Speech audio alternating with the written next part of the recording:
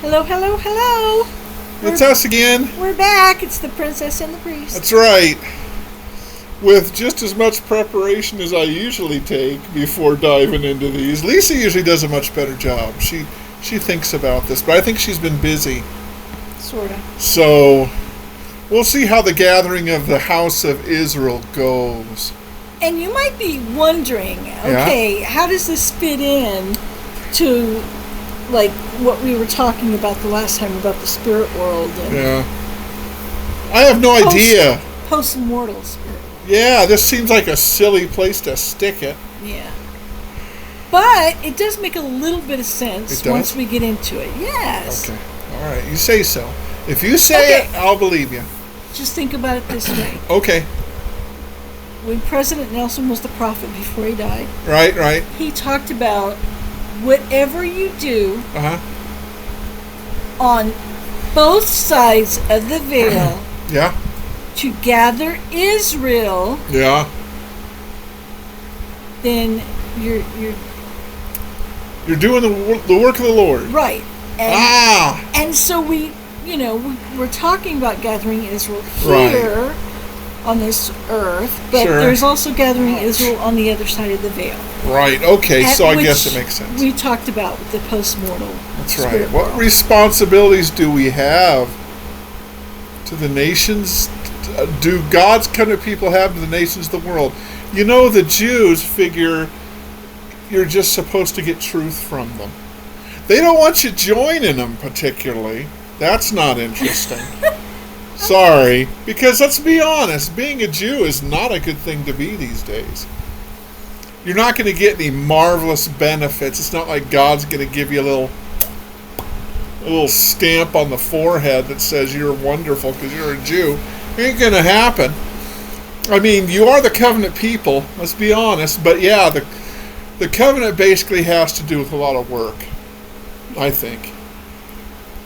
So, and having to be of service to humanity, which can really get old fast. And you look at some Jews and they don't act like they're really trying to be of service to humanity much. I'm not trying to give you a hard time. We're just having fun. Mm-hmm. Jacob was faithful. The Lord gave him a special name of Israel, one who prevails with God, or let God prevail. Right. So Jacob had these 12 sons, and their descendants, and their descendants, and their descendants are the tribes of Israel. A whole lot of them have finally just adopted the name Jews. Right. So, there you go. But, if you don't know who Jacob is, it's Abraham, Isaac, and Jacob. He was the final patriarch. Although I tend to lump Joseph in there too, and say Joseph is the last patriarch. Yeah. But Jacob is the one that everybody still acknowledges. Yes, they always go, and I believe in the God of Abraham, Isaac, and Jacob. If you're a true Jew, you would say of. The God of Abraham, the God of Isaac and the God of Jacob. Oh, really? Yes. I didn't know that. Yes. There it is, guys. Okay, so it's interesting what you learn from heritage. Okay, Goldie, go. You're great. Okay, so as long as they would obey his commandments. God made a covenant with Abraham. And in that covenant, he promised that Abraham and all of his progenitors, is that right? Descendants. Something. Yes, descendants. Yeah. I always get those. Okay, anyway, would be his covenant people as long as they would obey his commandments. Tricky.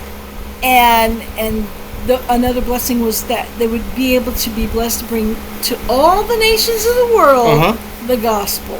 That's right. And the priesthood. Don't forget about the priesthood. The priesthood's very important too. And a big chunk of the Bible is actually the history of the children of Israel that screwed up. Yes, but if they keep their side of the covenant, he would keep his. Yeah, so he ended up scattering them. Well, we're going to talk about that. So, he'll keep his covenant with them. So here we go. Here's the house of Israel was scattered. Why? Because they weren't obedient. Like he said. Sorry. It's true. The last part, a good chunk of the Bible is basically, and they weren't keeping the commandments. And they did wickedly. They worshiped false gods, blah, blah, blah. And and that's, what's God going to do? He's going to turn his back on you, and he's going to let you be scattered to the four winds, which is exactly what happened to the children of Israel. Which started after Solomon's death, when Rehoboam and Jeroboam became the leaders, and the tribes split. And then it just started getting worse and worse and worse. And finally the northern kingdom got taken out and scattered to the four winds. And then ultimately, you guys all probably know the story, just after Jesus Christ died, that was when all the Jews were finally just scattered completely. Destroy the temple, and they're gone. I'm sorry, and I'm probably not even talking about it. Yeah, because you're totally missing the fact that the northern kingdom. Yeah. So I know. Jerusalem. Yeah. They had those two tribes. They were taken captive, but before that happened, luckily, before Jerusalem was destroyed and they took those people away in captivity, Lehi and his family, who were part of Jerusalem and the house of Israel. That's not in here. They left the house of Israel and left the city and settled in the Americas. It's a little itty bitty. It's a statement. Sloth. It's a sentence. You're right, and not a particularly big one either. But that's okay, because it's good, because they got to go so that they weren't scattered and destroyed until later. Yeah, let me tell you. Anytime it happens, these guys tend to get scattered and basically destroyed as a people. So anyway. Until 1967. Until 1948, then 1967. Okay. Then, and then, doesn't matter. After the time of Christ, like you were talking about, Jerusalem was destroyed again. And they did a great job this time. But it was done by the Romans. Oh yeah, those Romans were really efficient, I tell you. So yes, this happened. This was the huge scattering of the Jews. They went they went in all directions.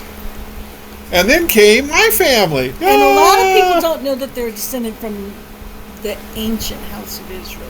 Yeah. The vast majority of people who are Israelites don't know. Right. They're everywhere. But they are attracted. They are attracted to the gospel, I think.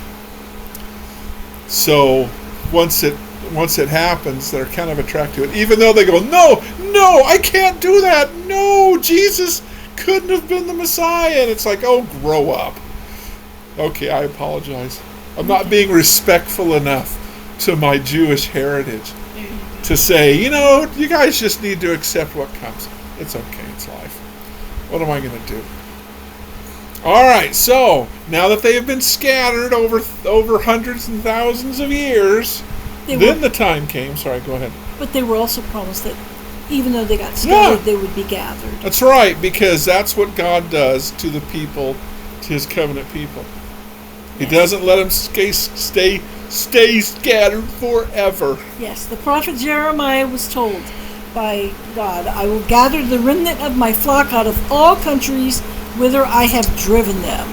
So they were driven and scattered, and he's going to gather them back in. So that's right. It's all good. So you have to go through a lot of garbage in the meantime, like the Holocaust and things like that, which are not pleasant things, but you know what? That's what you get for kind of doing that business.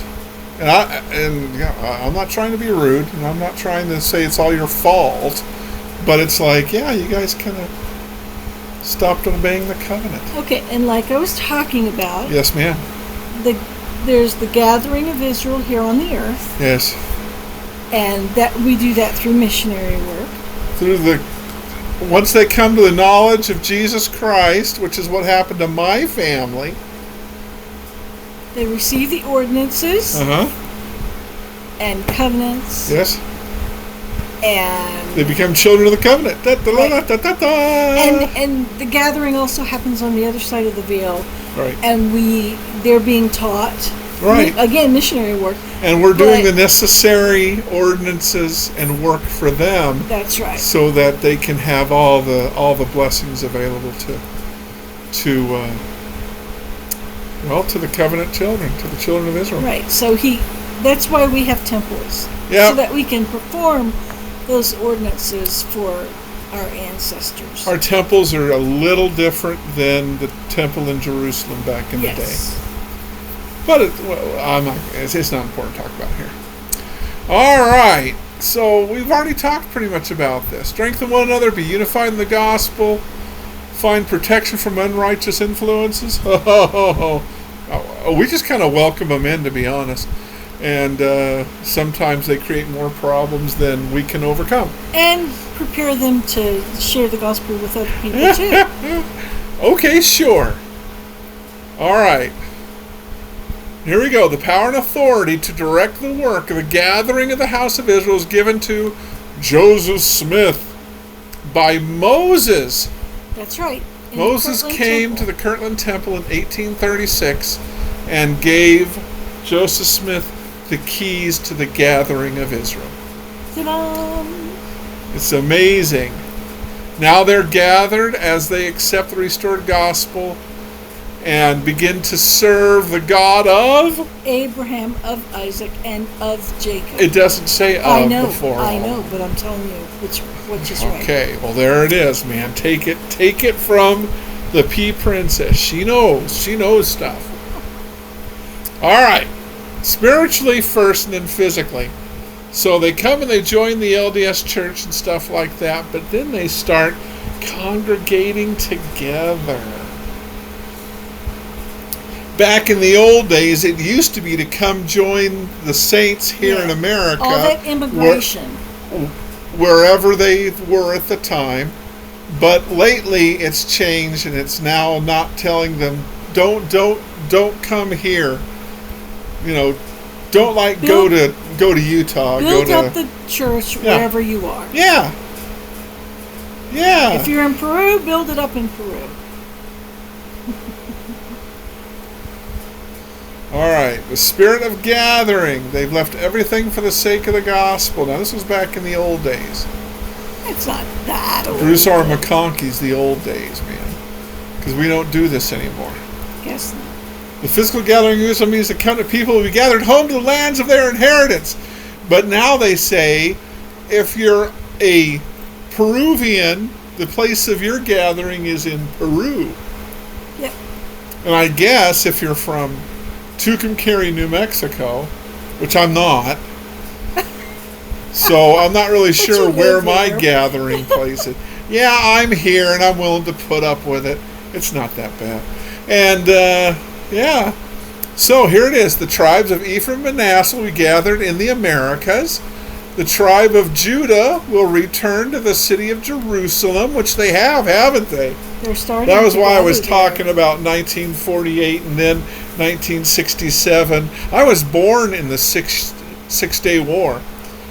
And that was a big thing because, let me tell you, man, nobody expected the Jews to survive that one.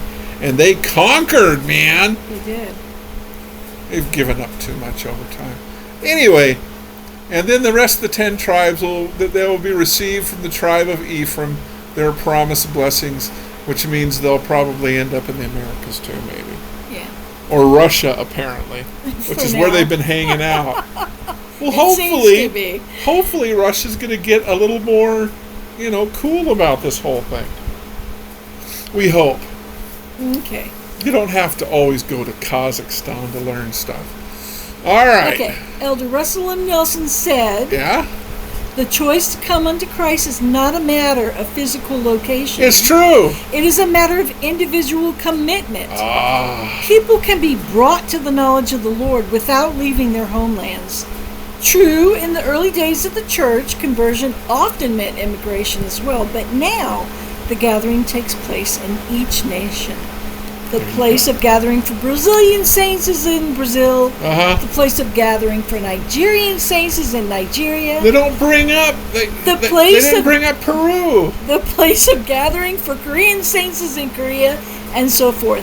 Zion Zion is the pure in heart. Zion is wherever righteous saints are. Dun, dun, dun, dun, dun, dun. I'm doing more fanfares all the time. What's the story? We're mentioning Peru because I've been teaching the primary children a song that happens to mention Peru. That mentions from Sweden to Samoa, from Kenya to Peru. I don't know the song well enough to do it, so. It's I'm a Pioneer. Because I really haven't been working in primary for, eons. Me either. I don't think I was just subbing. I don't think while we've been in Tucumcari I've ever worked in primary. Oh, no, I did. Sure. I've always worked in primary in other places, just not here. I think you were nursery leader with me for a couple of months, and then they gave you another calling. Oh, yeah, that could happen. All right, physical gathering will not be complete until the second coming of the Savior, which is probably why they stick it here, because this is kind of that weird transitional period from, kind of before the millennium, going into the millennium, and this is something that straddles that. Yeah. This whole thing.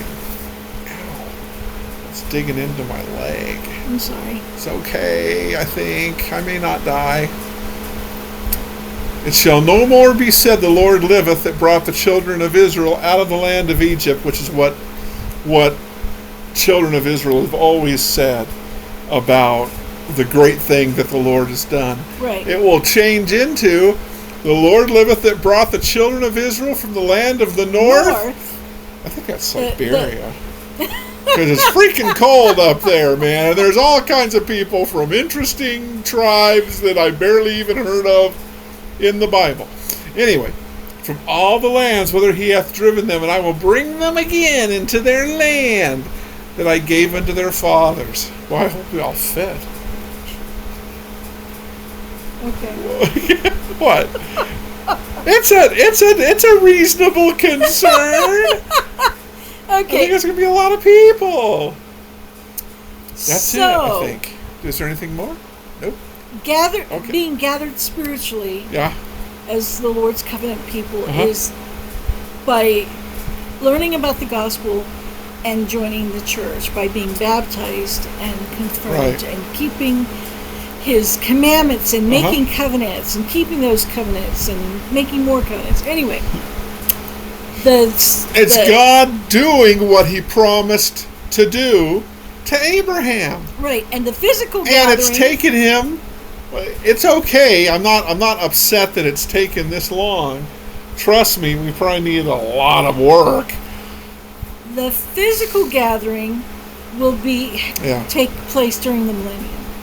Yeah, into the millennium. Yeah, and it's not going to be completely done, and then Jesus will come. Jesus comes, and then the work continues. Okay, so in what ways have you participated in the gathering of others? Oh, I was a missionary once upon a time. Yes, but we still work with the missionaries. And we've already, we still do stuff.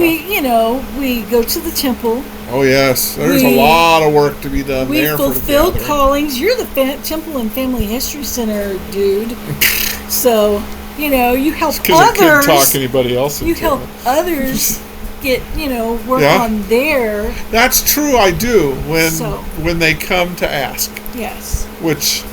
It's kind of an evolved thing, honestly. And I'm kind of there with them just for security reasons. That's right, man. The Pea Princess is a bodyguard, too.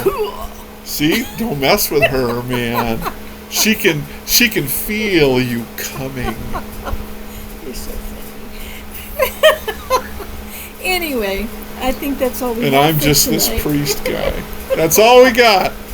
It's been fun. It's been great. It's been real. It hasn't? And it's been fun. Okay, real fun, but it hasn't been real fun? But it has been real fun, I thought. There you go. I can't really tell. Other people have to tell me, you look like you're having a good time. Fun. And I go, am I? Oh, wow, thank you. I'm glad I know that. All right. You guys have a great week. We'll talk to you later. Okay. Bye-bye. Bye-bye.